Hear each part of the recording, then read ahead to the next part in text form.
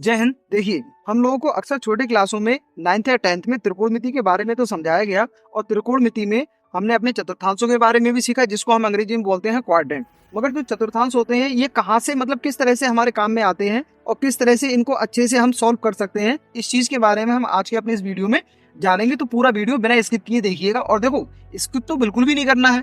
पता नहीं हम बीच में ऐसी कौन सी बात बता दें जो आपकी लाइफ में कहाँ पर काम में आ जाए। अगर वीडियो थोड़ा लंबा होता होगा तो इसको 2 भागों में बांट दिया जाएगा। पहला भाग आपको आप अभी देख रहे हैं और दूसरा वाला भाग जल्दी आने वाला है, ठीक है। और अगर एक वीडियो थोड़ा छोटा हुआ तो एक ही भाग में इसे निपटाने की कोशिश करेंगे। देखो, सबसे पहले हम समझ लेते हैं त्रिकोणमिति को। तो त्रिकोणमिति होता क्या है बेटा, इसमें बेसिकली एक त्रिभुज होता है।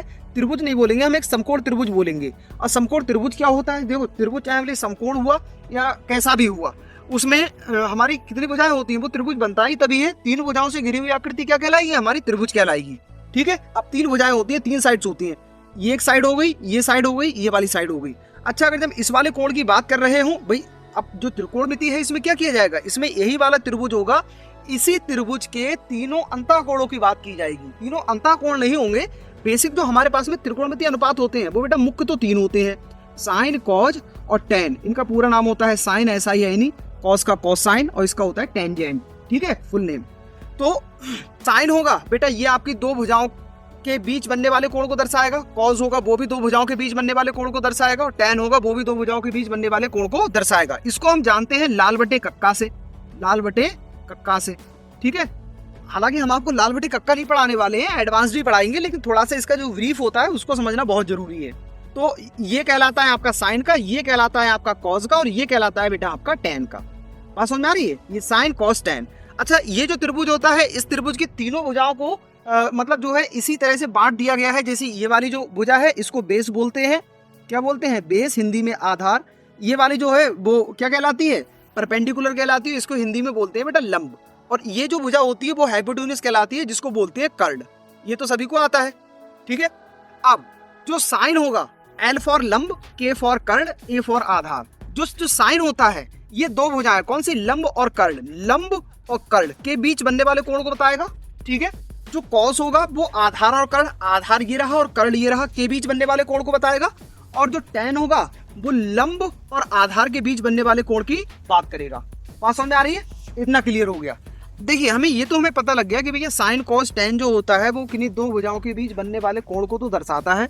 लेकिन साइन, कॉस, टेन की भी बेटा अपनी एक सीमाएं होती हैं, कुछ सीमाएं होती हैं। इतना तो हम जानते हैं, साइन, कॉस, टेन ये जितने भी जो बने हुए हैं, बाकी जो कॉट, सेक, कॉसेक ये जो हैं, ये सब इन्हीं के विपरीत होते हैं, मतलब इनके उल्टे होते हैं, इनके व्युत्क्रमानुपाती होते हैं, ठीक है। तो इतना तो हमें पता लग गया, ये सब कुछ कोण के लिए सब झोलझाल हो रहा है। लेकिन ये जो है बेटा अपने एक अलग परिस्थिति में काम करते हैं, मतलब इनकी भी कुछ लिमिटेशंस होती हैं। वो क्या होती हैं वो उसको हम समझेंगे चतुर्थांश के द्वारा। चतुर्थांश को अंग्रेजी में बोलते हैं बेटा क्वाड्रेंट। क्या बोलते हैं? क्वाड्रेंट। अब हो सकता है मेरा उच्चारण ठीक से नहीं हो पाता हो जीभ से, क्योंकि इंग्लिश थोड़ी हमारी कमजोर रह रही है। तो देखो, ये हो गया आपका एक्स अक्ष और ये हो गया आपका वाई अक्ष, ठीक है। एक्स अक्ष, वाई अक्ष हो गया। अब इसको हम किस तरह से बांट दिया? देखो, पहला भाग इसका ये बन गया, ये दूसरा भाग बन गया, ये इसका आपका थर्ड पार्ट हो गया और ये आपका कौन सा हो गया? फोर्थ हो गया, ठीक है। ये अब एक्स वाई ना मान के अगर इसकी बात की जाए तो यहाँ ये कहलाता है बेटा आपका 0 डिग्री। क्या कहलाता है? 0। 0 से लेके यहाँ तक ये हो जाता है आपका 90 डिग्री। यहाँ से लेके यहाँ तक ये हो जाता है आपका 180। कहाँ से? 0 से लेके यहाँ तक कितना होगा? 180 डिग्री होगा। यहाँ तक 90 और 90 और चलो यहाँ से, तो 90 ये 90 ये 0 से मिला कुल मिला कितना हो गया? ये 180 हो गया। और 180 से लेके यहाँ पर ये आ जाता है 270 और यहाँ से लेके यहाँ पर ये पूरा 360 डिग्री आ जाता है। अगर 360 डिग्री पूरा अगर घूम गए तो हम बोल सकते हैं कि हमने जो है वो एक चक्कर पूरा अपना कंप्लीट कर लिया। इतना क्लियर हो गया। अब उसके बाद में जो हमारे पास में चतुर्थांश होते हैं, इस चतुर्थांश के प्रत्येक खंड में आपके जो त्रिकोणमिति के अनुपात होते हैं वही सब भरे हुए रहते हैं। कौन? साइन, कॉज, टेन, कॉट, सभी 6 की 6 लिख लो, सेक और कॉसेक, ठीक है। ऐसे इसमें साइन, कॉस,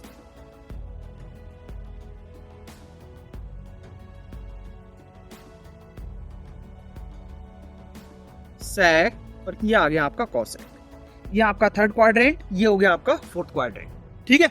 अब इसमें पहले चतुर्थांश में, दूसरे में, तीसरे में, चौथे में, ये जितने भी जो त्रिकोणमिति अनुपात मुख्य कितने? 3, टोटल कितने? 6।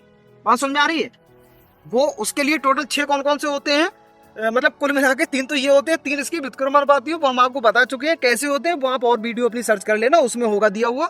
हमारे साथ में बने हुए तो हम तो आपको बताएंगे ही आगे चलते हुए। अब देखो इसके लिए कॉन्सेप्ट होता है बेटा, वो आप हमेशा ध्यान रखना, ASTC। ASTC इसका मतलब क्या है? ये है पहले चतुर्थांश के लिए, मतलब इसके लिए, ये है दूसरे चतुर्थांश के लिए, मतलब इसके लिए, ये तीसरे के लिए, और ये हो गया आपका बेटा चौथे के लिए। और समझ में आ रही है? 0 डिग्री से लेकर 90 डिग्री तक इसको हम बोलेंगे पहला चतुर्थांश, 90 से लेकर 180 तक बोलेंगे दूसरा चतुर्थांश, 180 से 270 तक बोलेंगे तीसरा, और 270 से 360 तक कौन सा हो जाएगा? आपका चौथा हो जाएगा। तो देखो पहले में कौन सा A भरा जा रहा है, दूसरे में कौन सा S भरा जा रहा है, तीसरे में कौन सा T भरा जा रहा है, और चौथे में कौन सा बेटा आपका C भरा जा रहा है। अब इसको समझिए जरा। A का मतलब हो गया बेटा ऑल, A माने ऑल, S का मतलब हो गया साइन, T का मतलब हो गया टैन, और C का मतलब हो गया कॉस। अब आप लोग कहेंगे सर जी C का मतलब पॉट भी तो हो सकता है। नहीं, हम क्या बोल रहे हैं, मुख्य, मुख्य की बात हो रही है यहाँ पर, सभी मुख्य है। A माने ऑल, वो तो सभी के लिए हो गया, मुख्य हो या ना हो, ठीक है, उसी से निर्मित हो। बाकी जो S है, S का मतलब साइन मुख्य है, टैन मुख्य है, कॉस मुख्य है। हमने आपको कितने बताए? 3 जो होते हैं वो आपके मेन होते हैं। तो A मतलब ऑल, ऑल का मतलब क्या हो गया? सभी बेटा प्लस के रहेंगे। हम बोल सकते हैं पहले चतुर्थांश में हमारे जितने भी जो त्रिकोणमितीय अनुपात होते हैं, इनके मान जो होते हैं वो हमारे सभी किस चीज के होते हैं बेटा? प्लस के होते हैं। ये देखिए 0 डिग्री से लेकर 90 डिग्री तक हमारा जितने भी जो त्रिकोणमितीय अनुपात होंगे उन सभी के मान हमारे प्लस के होंगे।